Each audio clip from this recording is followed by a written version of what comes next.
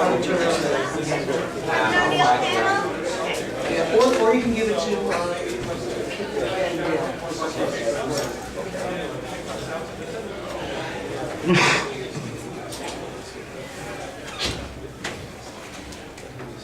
Okay. One of the fun things of working for Big Apple, there's a lot of fun things working for Big Apple, a lot of aggravation too, but fun things, is inviting some of your favorite comic creators. Sometimes you never think about, oh, they're 2,000 miles away, I don't know how to track them down. But then you meet somebody who knows how to track them down. So here's an honor and something fun that happens, seems to happen for me less and less often, in that I've gotten a lot of people I've always wanted to come to a con. I've gotten them to come after all these years. Or, you know, Jack Kirby hasn't done too many con appearances lately. So this is such a great honor. I've been a fan since Metalzoids. Metalzoid. From DC back in the mid. 84. Yeah, part of their science fiction graphic novel collection they did for a while. And then he did, at this point, it's not forgotten, but not gotten the recognition it deserves for being one of the great, great comics that questions superheroes. That's a polite way of putting it.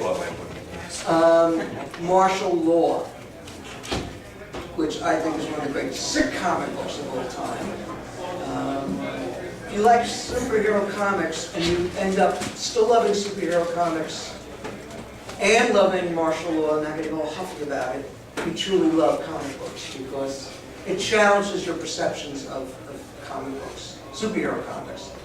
And then, of course, Kevin O'Neill, did one of the great legendary, co-created one of the great legendary, I think, graphic novel series that's still going right now, League of Extraordinary Gentlemen, which also led to one of the most extraordinarily bad superhero comic books, comic movies of all time. And I'm sure I asked my two commentators to please make sure we cover that. One or two comments Kevin made to me before were quite interesting, quite illuminating. And he's just truly a unique, special talent, and a true favorite of mine. And so went through, I want to officially thank Rich Johnson, who put us in touch. And Rich Johnson does, well, I was doing All the Rage 2 weeks ago. I think just about the most followed comic internet column, and now he has his new column, which I forget the name of it, it's so new. I would ask you, Alan Moore, with the Amish of the comic community, we have no email, no computers, we never see anything about us on that. So anyway, here is one I think of the great, great talents, and we will take questions from the audience.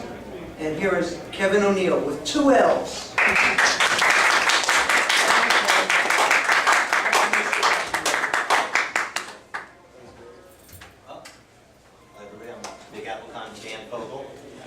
Start out with a kind of personal observation.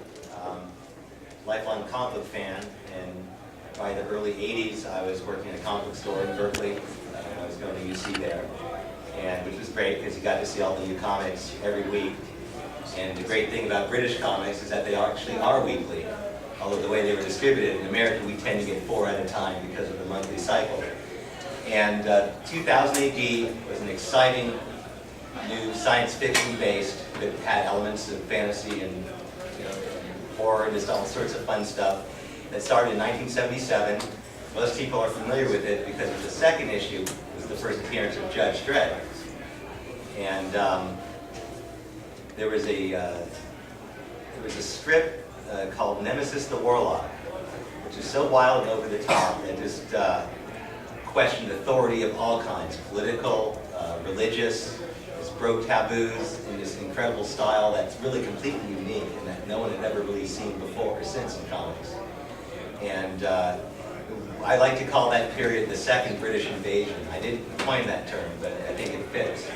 We all consider the first British invasion of music in the early 60s, right? You got your Beatles, your Stones, The Who, we could go on. And, you know, it's, I don't think it's hyperbole when you have talents like Kevin and Alan Moore and Brian Bolland and Dave Gibbons, Pat Mills, and many others. I'm afraid I'm leaving out Carlos Esquera, who all came to the attention of the bigwigs here in New York City at DC and eventually Marvel. And they started importing, I guess as it were, these talents in comics in America and around the world, and a lot richer since then.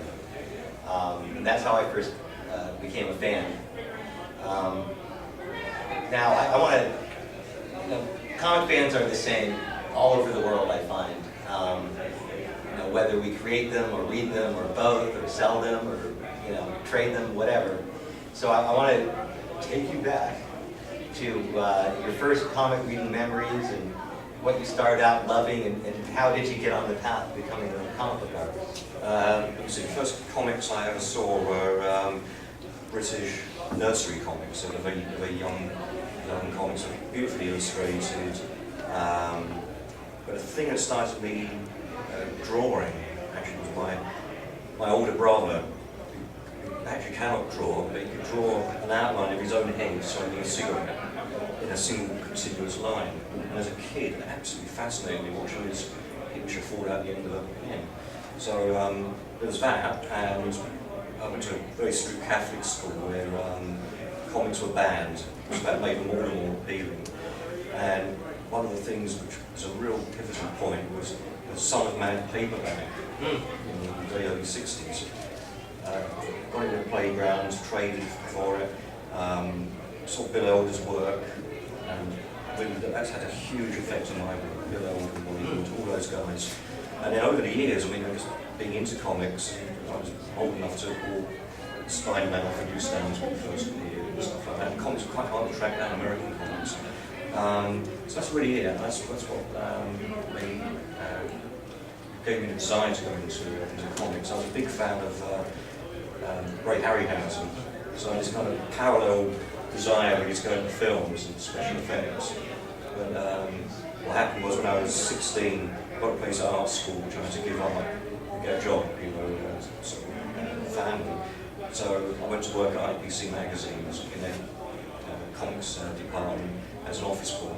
So it was the office boy of Right. So, which was, I think I was probably the last generation that could do that, kind of work that way in such a weird environment where everyone, people I worked with had served in the Second World War, and they absolutely hated us for all the long years. They absolutely were appalled that we liked comics, because anyone who worked in comics, and British comics then, wanted to get out. And that's editorial. They all wanted to, Cajun Avery Bird, Caravan Monthly, anything would have been better than working on comics for them. Right. So they couldn't believe we took it seriously. And we talked about comics, and they thought we were kind of delinquent. Gotcha. And you started out seeing your work first in print in the pages of British fanzines? Fanzines were a big thing in the early 70s. When I first worked at IPC, Des Skin, who used to do Comics International, was on staff there, and he was doing fantasy advertising. So Dave Gibbons, all sorts of people who haven't yet met, were doing spot illustrations for fanzines. And that's the first chance you have to see the work reduced down and reproduced and commented on and taken apart and all the rest of it. And it was far easier to have your work published in a fanzine than to work for regular comics, which were pretty much the artists who worked on British comics have been there for decades. And they replaced them with artists who drew in exactly the same style, like a hand style. So really it was 2000 AD, jumping ahead of something that changed all of that forever. I worked on Wizard and Ships, all these, I mean, they were the worst comics. Beano and Dandy? No, Beano and Dandy were great, but they were published up in Scotland. We were down in doing the knockoffs, which were Sid Snake and Pete's Pockets and all these dreadful strips. And little did I know that one of the better written ones, which I never understood why it was so inventive, it's called X-Ray Specs, X-Ray Specs, obviously. that was written by Pat Mills and created by him. So our paths didn't quite meet in the early days, but eventually Pat became an editor there, created Action, the British Action, and Basil, the war comic. And then he was assigned with science fiction projects, which I was about to quit. I was working on Monster Fun, another dreadful humour comic, and I heard there's this secret project called JMP13 being developed, science fiction project. And JMP stood for Juvenile New Publication Number 13. Oh wow, wow. So I went to the management and I said, look, transfer me to that. I thought, I'm just quitting, I cannot work on this. I did some crap, it was terrible crap, you know. So I got an interview with Pat and I showed him my fanzine stuff, and he brought me on as the art assistant to the art editor. So that was my start in 2008. And Pat's whole thing was no house styles, didn't care that Judge Dredd changed art. He was going to change artists every week, had a different style, Right. didn't bother him. And so we all got in that way. Dave Gibbons walked in the door, Brian Bollins, Michael Mann. Everyone was in their 20s, and it was really exciting. The management hated 2000 AD. You have no idea the trouble. Oh wow, wow. They detested it. They said, we tried science fiction in the 1950s, it didn't sell. We tried it in the 60s, it didn't work. And it's commonly believed that 2000 AD was kind of suggested by Star Wars, but in fact, the films that were coming out in 2000 AD was in production were the end of the old Hollywood SF. It was Logan's Run and Damnation Alley. Star Wars was a bit in the future. Right, right. Kind of the bleak dystopic future views. Yes, yeah, and but it was fascinating. I mean, we were all working on it, we were always in trouble, we were always going too far, even things like Judge Dredd saying, dropping, Right. hauled over coals. Management would say, we know what you're doing, we know what you're doing. You know, this is a euphemism, isn't it, for, obviously, for an F word. And we said, no, it's just a future word, we just make it terminology. So they kind of, because it was selling in 2008, and we left it alone. Unless we went way too far, and then on Nemesis, where almost every panel was rented.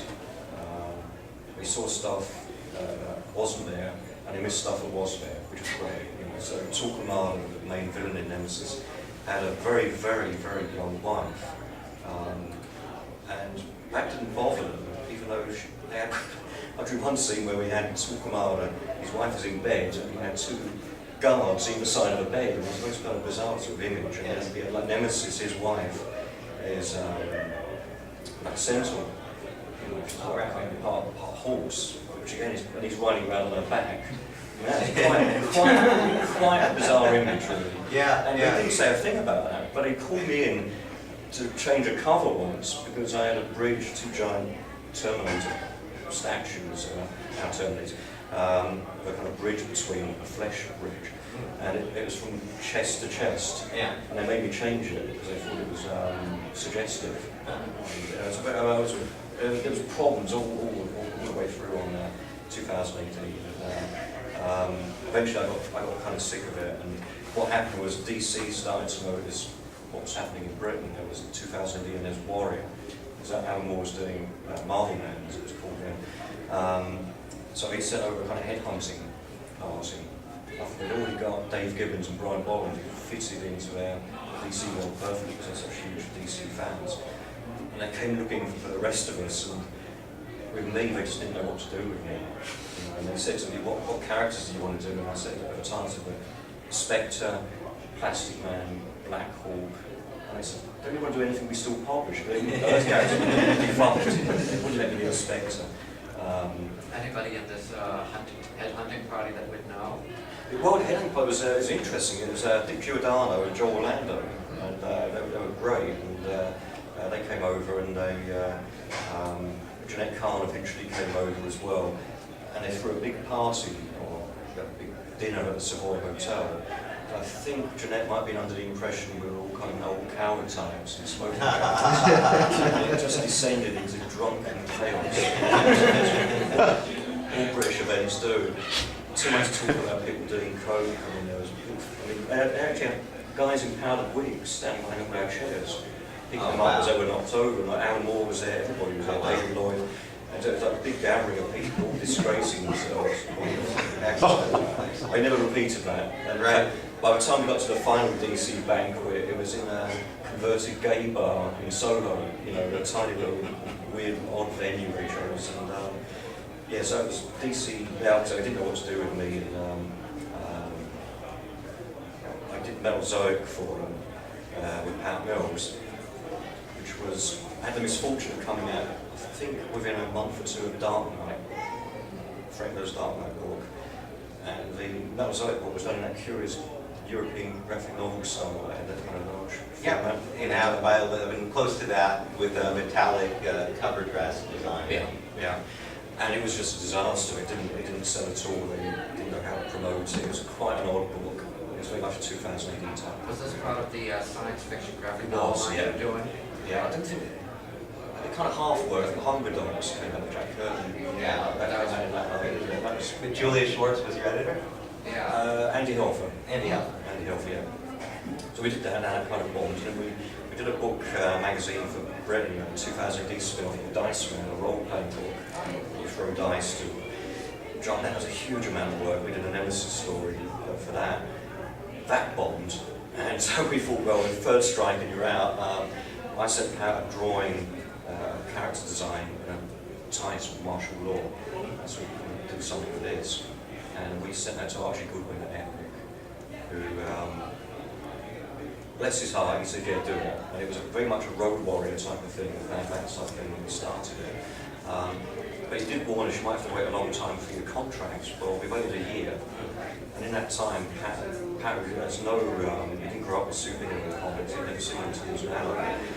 He was looking at them and looking at Dark Knight and those other things, and Watchmen was just starting to come out as well.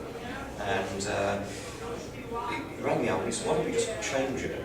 Martial law, instead of this Mad Max thing in martial law, let's have him hunting superheroes. And I said, well, they've been hunting villains. No, hunting superheroes, I hate that. So I said, yeah, okay, great, and Archie, let's let us do it. And we got a little bit of ground with it, and a bit of traction, and then we went further and further. And I think some people in the industry hate the book. Because if you read it seriously, it is a black comedy. Yeah. If you read it totally seriously, it's pretty hostile. And you could tell who you were taking shots at, the Yes. characters you in this archetypes you were parodying. I got cut off a DC mailing list within weeks of some issues coming out. When we did the Legion of Superheroes, that was it. I never got that DC book. Sacred Cow. Yeah. But Marvel had a great sense of humour about their characters. DC are a bit more sensitive. At Marvel, because you were the Epic line, they instituted a royalty system.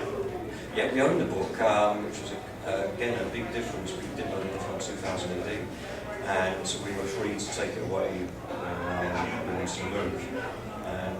But martial law was always a problem finding a publisher, because the book was quite expensive to produce, a full colour book, and the content always kind of bothered, because we always went too far, because the audience wanted us to go too far, so we wrapped it up. But by the end of it, there was so much sex and violence. It wasn't out of control, but it was a great deal of fun. You know, we just went crazy with it. But I keep hearing more about, I'm not sure if it's getting mentioned more, because of I've never seen the boys go off in this series, but I gather that's got elements of I hear great things about it, and everyone can buy it. I haven't read it myself, I'm just waiting for the right time. Let's backtrack a few years before we go ahead. You have the unique distinction of being the only artist whose style, not content, but style was banned by the Comics Code Authority. And it's a wonderful, wonderful thing. Does everyone know what the Comics Code Authority was, whatever, self-censoring, you know, keeping adult content out of it? kind of a stamp in the corner, Yeah. code approved. Yeah. It was giant big in the 50s, and it shrank and shrank. Yeah. What happened was Alan Moore wrote a two-part Green Lantern Corps story called Titans, and I sent the artwork in to Andy Hill for the editor, and he rang me up and he said, "I've got a huge problem with this story." I said, "Code won't approve it." And I said, "Well, what do I have to change?" And he said, "No, I've already run." He said, "There's nothing you can change. The whole style is completely unsuitable for a comic book." Wow. So I rang up Alan Moore, and he was so jealous. He was so jealous. For once, it was me, not him. And, he said, "Well, I want to be banned by comics cover." So they ran it without a code sticker about a year later, so no ill effect to anyone as far as I'm aware. But I think it was the principal villain in it was like a giant tongue, crucified tongue. So and it's all about whispers, and it's kind of weird. Oh yeah. But I did bring up when I was in New York next, Archie Goodwin, I said to Archie Goodwin, does anyone actually have a copy of the comics code? I've never actually seen one. And you search around, so I went to office stores, couldn't find one. I found a dusty old copy. Obviously no one looked at for years, and there's an address and a phone number in it. So I rang up, and I said, I'm an artist visiting America, and I'm really interested in the Comics Code Authority. Can I come and visit? And this woman said, there's nothing to see here, there's nothing to see here. And slammed the phone down. My dream of all these old ladies with rubber stamps and disapproving kind of faces was dashed, so I had no idea actually what the Comics Code even was. I presume it was, well, it must have been a rubber stamp, it's on the back of the Oh, album. it literally is. You look at old original art. Basically, EC Comics, everyone's aware of Tales from the Crypt, leading to Mad Magazine, Weird Science, was very successful in the 50s, and the tide of censorship was turning against comics. It had been building for a few years, and it was leading to juvenile delinquency, et cetera, et cetera. It's always easier for bad parents or irresponsible parents to blame an external force with their kids going wrong. And so comic books was the easy target. It's always popular media. And Leading to congressional investigations and book burnings. that's right, literally book burnings. And so mainly it was to knock EC out of the market. So DC and Archie and a few of the other companies kind of sent representatives. And what they do is you have to send in the actual original art. And they'd have to read every single page and stamp an approval on the back of it, and it would be dated. This would often be about half a year before publication date. But by the 80s, there were a few times that it wasn't run. They bravely did it. The DC, the Green Lantern, Green Arrow drug issues, the Marvel Spider-Man drug issues, and there was no ill effects. And by the 80s, the newsstand distribution waning and comic shop direct distribution growing, they didn't need it anymore. And they were brave and bold, not to overuse the term, but it hardly exists now today. You might see it on the cover of an Archie or something, but no one really pays attention to it or uses it. But it was literally, like you said, the rubber stamp of approval, even though originally it was just, to knock EC out of the water. Well, as a big EC admirer, I think this is a triumph for you to be the person who the code banned. That's right. So I mean, it's just a weird thing that happened in history. It happened to be you, and like you said, many people have bought you drinks. Dined out there ever since. Yeah. It's been good for me. They know nothing else about me. They know about the story. They know what story was. They don't actually know what the content of the material was. But we should have done an issue of martial law, really, shouldn't we? See what they'd have made of that. But that's an anachronism. And Alan Moore's got very, very firm views about the whole advisory thing, and he suggested for mature readers. It's all a bit dopey, actually. Yeah. I don't know. I think it's an unworkable kind of thing. And in Britain, we never had it. In fact, all our trouble with American comics in the 50s was orchestrated by the Communist Party in Britain.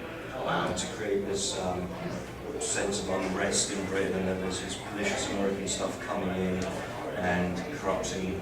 All right. Crime comics, imitating crime comics.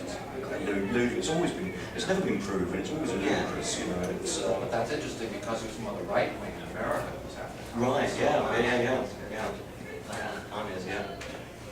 So obviously today you were properly acclaimed and respected for your work with Alan Moore on the League of Extraordinary Gentlemen, which has been a series of graphic novels that's continued today.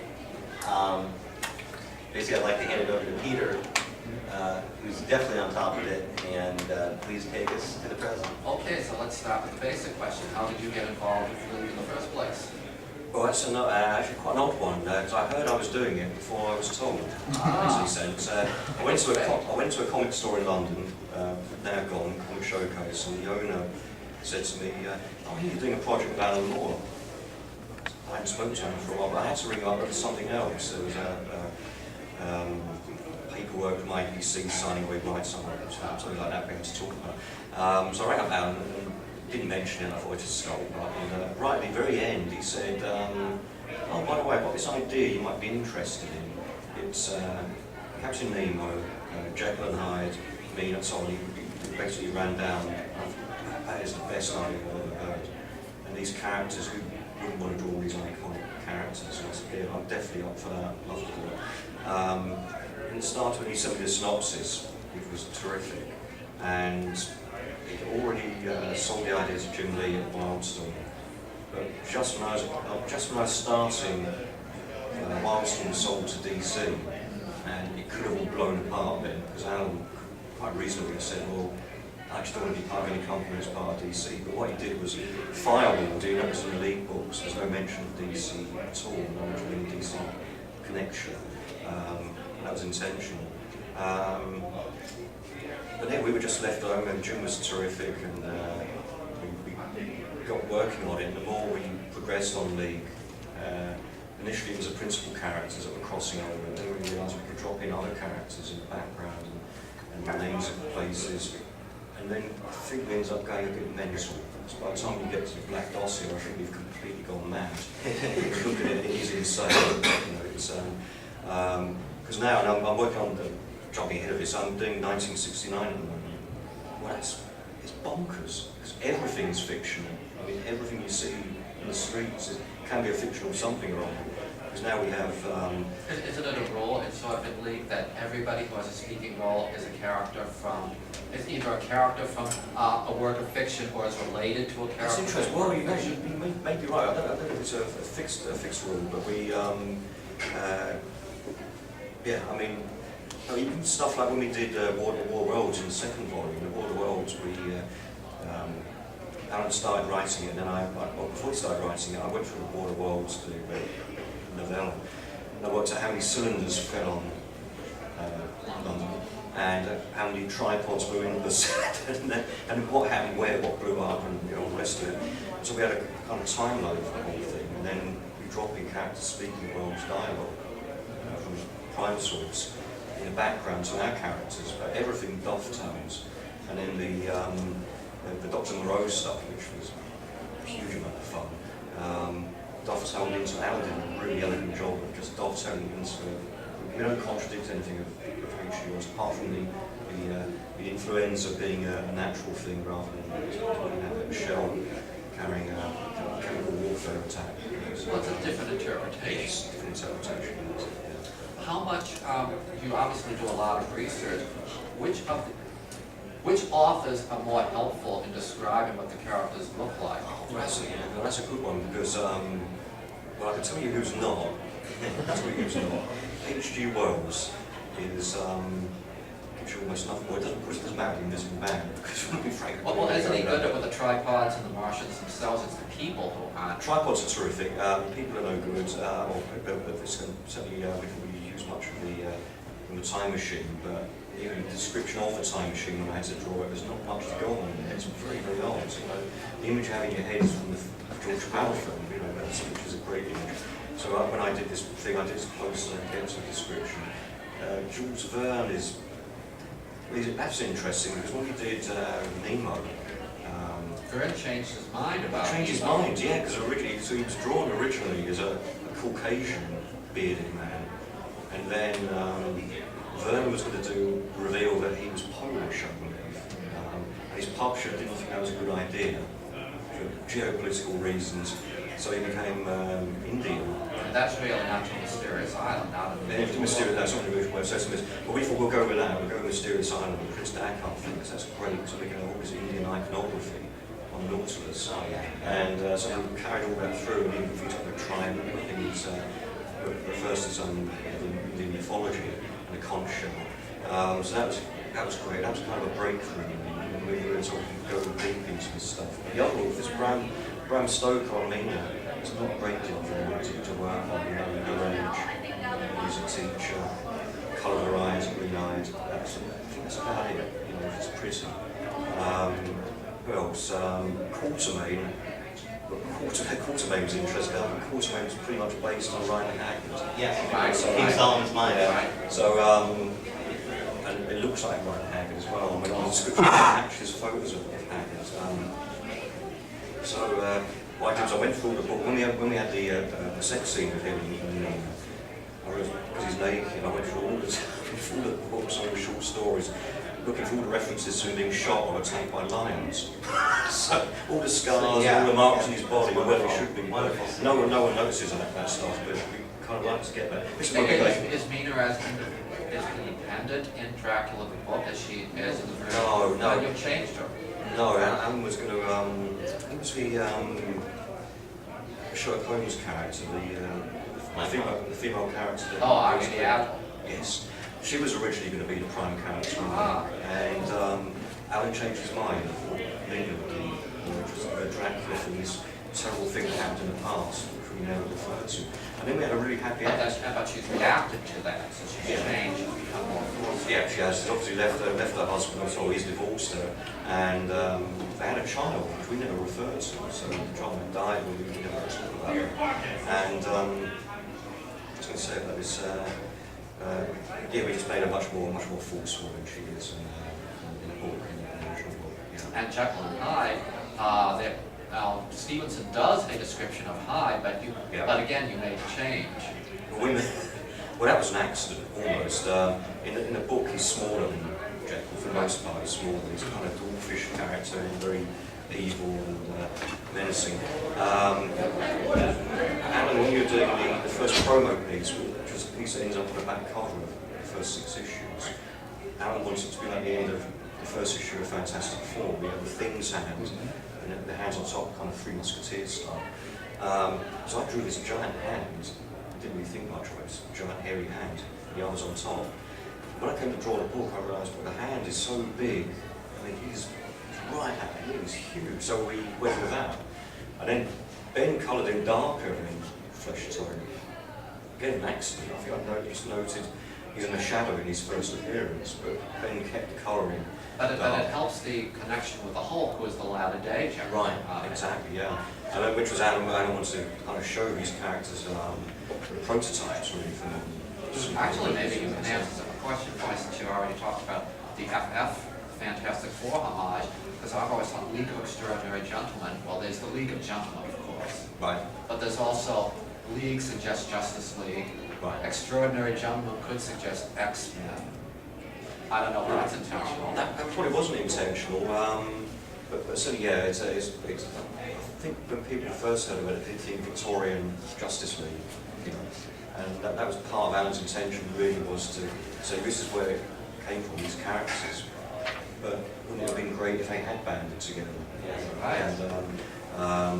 And to do it in a way where it feels very natural, you know, kind of sort of jamming it in there, they work very naturally together. And the kind of budding relationship between Mina and Portsmouth, it's kind of on and off, and the way he's written that is very beautifully done. And also the way that, I think that some of the best scenes that I got to draw for Alan were Mina and Hyde, because they're always, in the first scene where he's sitting with her, he's sitting on the edge of the bed, looking at her, and he can tear her apart, which is brave enough to sit there and swear in his Where it's not action as much as facial expression, body language, drama. So things like that for us were a breakthrough, because then, and now we're doing these books which are not the monthly kind of format, comic format.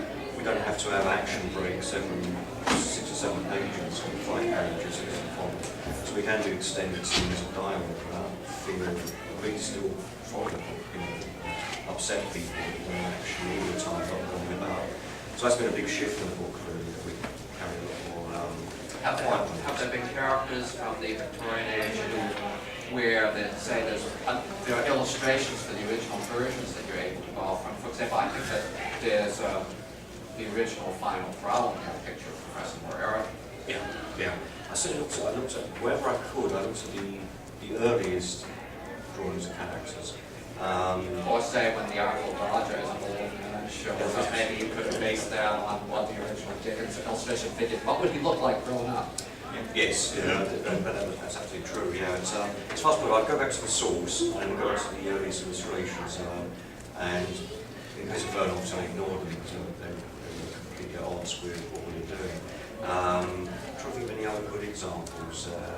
Moreau was it's a fairly decent description of him. He's obviously got a head injury from the end of Welsh, which we included. Are you ever tempted to make a character look like someone who portrayed in the movie? Your Harry Lime, for example, didn't look like Orson Welles. I Right. think that's intentional. Right, yes, yes. Oh, it's true. On the other hand, when you drew the Fritz Lang villains in Black Dossier, they look like the actors who played the movie. It's sometimes when we're moving through the decades, now we've got a problem. We've got sometimes novels, a novel version, and a film version, and a TV version of a famous play. And sometimes we go with what people know the best. Sometimes if the original version of the book is more interesting, we go with the book. But it gets, I'm doing 1969 at the moment, and it's crazy because there's a mixture of people who played people who are known for the performance, and it's just a juggling act. Well, is there ever a legal considerations to keep in mind too? Like, Emma Knight did not look like Diana Bridge. No, there's huge problems. Black Dossier wasn't distributed in Britain or Europe because of the Woodhouse few pages.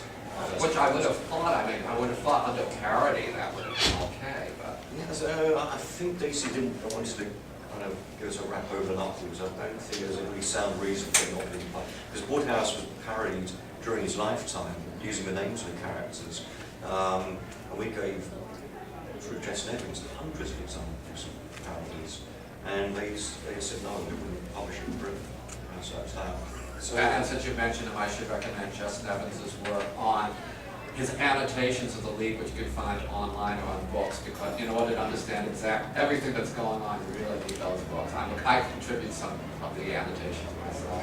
And that first book made us go more mad, more insane. When we saw it all listed and broken down, it was pretty weird, isn't it? So when we were doing the second book, this went a bit further. Like Black Dossier, it's got completely out of control now. We do know it's out of control.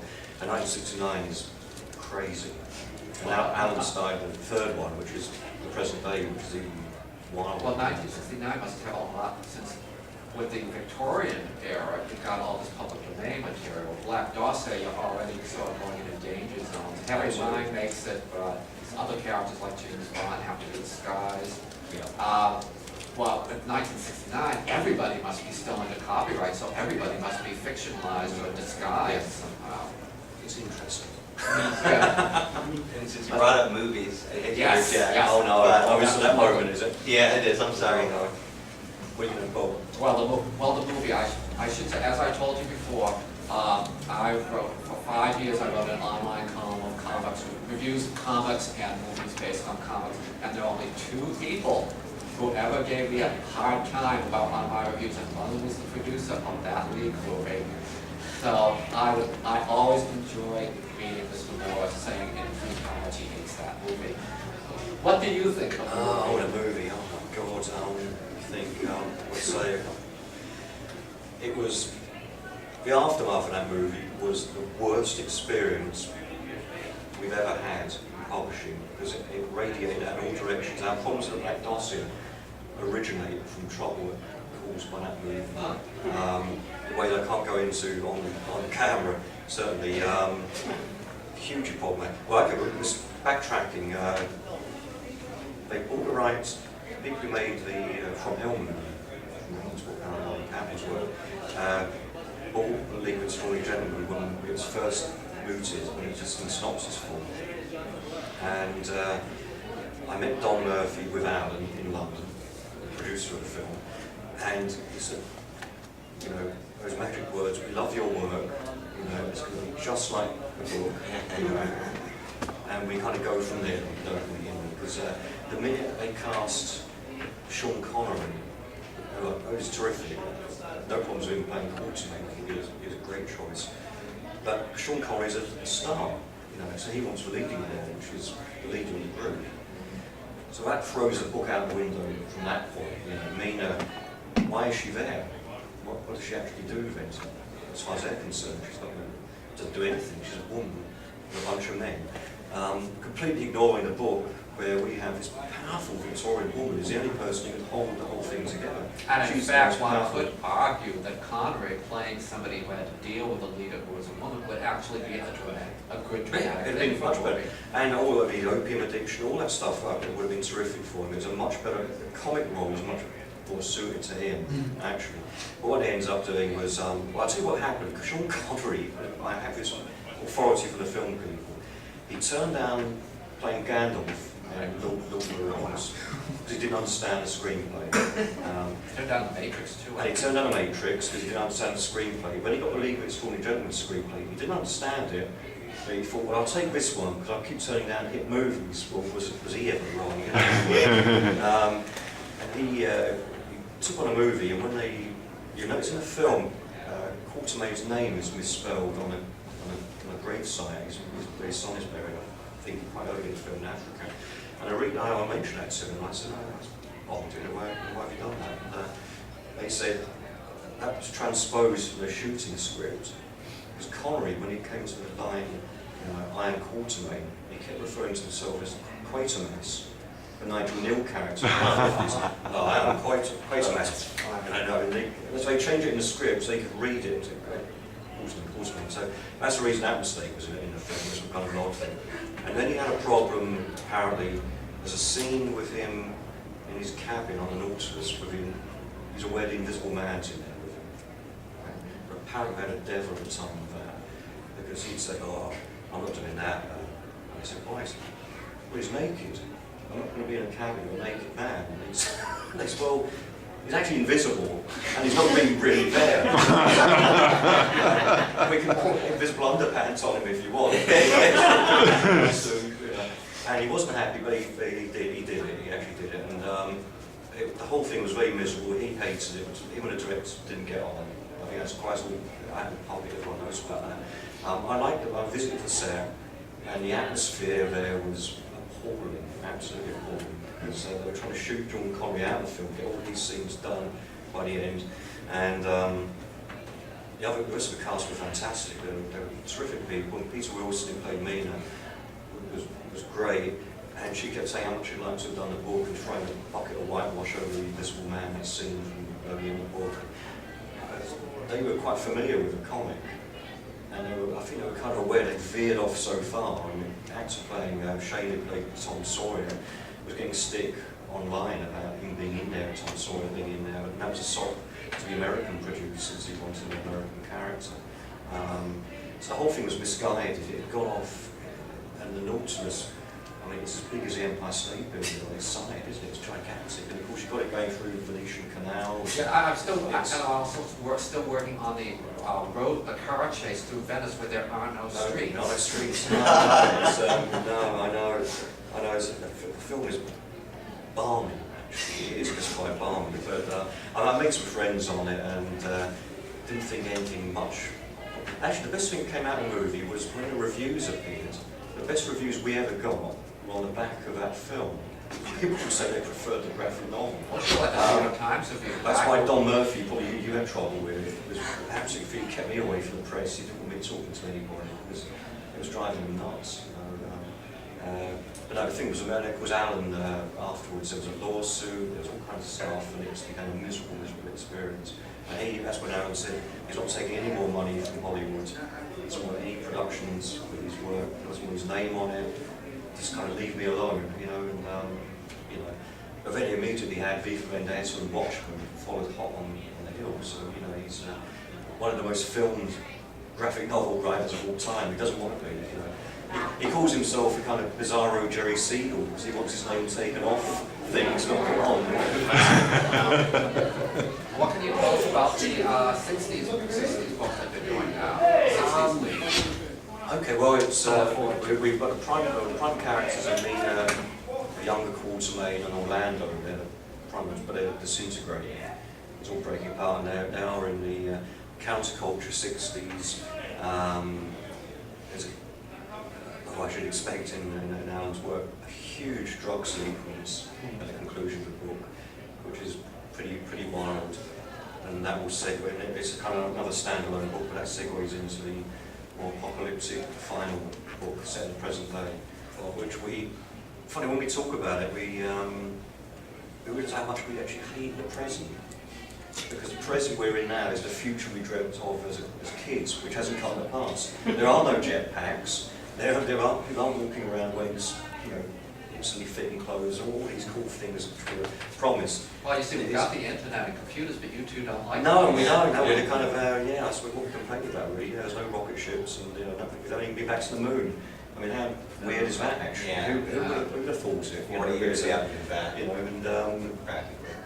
So when will that be out? The 60s, do you think? well, I keep saying when I finished it, 'cause that's the official line. So hopefully at the end of the year, maybe at the end of it will be finished before the end of the year, but it take quite long to get printed in Hong Kong and it's shipped. Right. So maybe not, so maybe it won't come out like in April of next year as Top Shelf is opening. Oh, it'll be out then, yeah, Oh, okay. definitely. Well, hopefully early. We'd like to get out for Christmas, but it depends. I mean, like I say, this big sequence at the end is fairly daunting because it's got hundreds of people. And this story must look quite different from the It Victorian does. ones to the 50s ones, because you got much more flamboyant, colorful clothing for one thing. It's terrific. It's meaner in a miniskirt and all the 60s gear, and it really works very well. They suit the characters. And are you working in more music like you did with the... Yeah, there's more music, Yeah. and it will be in the third one as well. But out for the period. Yeah. Are there any questions we can take Yes. from you guys? I kind of have a two-part question. One, you mentioned that comics come out every week. How the hell do you do that? And the second one is, what do you think the major difference is between comic book culture here in America as opposed to England or Europe? Oh, okay. Well, weekly comics were anthology comics, so they were like 2 to 6 pages long, the strips in them. So that's how they could come out. Lots of different artists producing them in black and white, very quick turnarounds. You're lucky if you can buy monthly. Sure. But there's fewer page count and not all of them have color. Yeah, absolutely, yeah. And comic culture, I don't know, it's quite parallel in some ways because the whole fandom thing goes up with our generation, or my generation, because before it didn't exist, there was no comic culture in Britain. I don't think there was in America before it was kind of the 50s EC thing. Yeah. And you kind of had the Marvel thing, didn't you, in the early 60s, and it kind of grew and grew. And in Britain, the Marvel thing being reprinted created a kind of Marvel fandom, which grew into a comic fandom. So it was very, very American influenced comic fandom in Britain. Is that appreciated over there? It is, yeah, we love American. I mean, I loved American comics when I was growing up because they were in colour. Even the ads were fascinating, you know, buy a Polaris submarine, Yeah. for, you know, $1.99 or something, X-ray specs and all that Yeah. stuff that they had.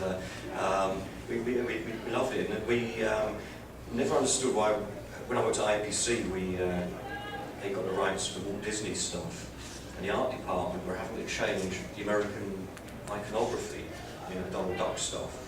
Fire hydrants were turned into pillar boxes for posting letters, and they did a baseball game. They changed it into a cricket match, where everybody's standing in the wrong place. Is that like Uncle Scrooge's money bin would have a pound sign on Yeah, it? And they said, well, I was asking, I said, well, why did you do that? It was trouble, it's stupid, you know, and they said it's because kids wouldn't understand it. Well, British kids, we grew up American television, American movies, American comics. We know what America's like. In fact, we like the fact it looks different. It's fascinating. So changing it to kind of weird half hybrid Britain, bizarre. Was magic to spell after the lucky #1 shilling? Yeah. You're probably right. Please forgive us, we have time for only one more question. We meant to take more, but is there anyone who wants to get something in before you make room for the next one? Gentlemen, right back there. I'm just thumbing through my friend's copy here. He's a big fan, and he has to work today on, and I just noticed Fireball XL5. Oh, right. Are you a fan? Are you familiar? Was that something that Alan had you put in, or because it's way cool? Fireball XL5, well, I grew up on that stuff, Jerry Anderson stuff, and I worked for Jerry Anderson briefly many years ago. I was designing stuff for a film that never happened called Eon? 5 Star 5. Ah, five. Yes, And, yes. It almost happened. I did a lot of design work, and the Arab money that was being pumped into it vanished, and we were all put out of work overnight. It's felt released. It's a shame. And I worked on about 2 or 3 movies, and like so many people who work on that stuff, all the art vanishes, the movie doesn't happen, and it feels it's not like working in comics, but at least you've got a record of what you've done. It's gone, so a lot of that stuff is scattered. Well, we're being kicked out, but you've been fantastic and Oh, very, thank you for very that. easy Thank you for and coming wonderful over. interviewer. Let's hear it for Kevin.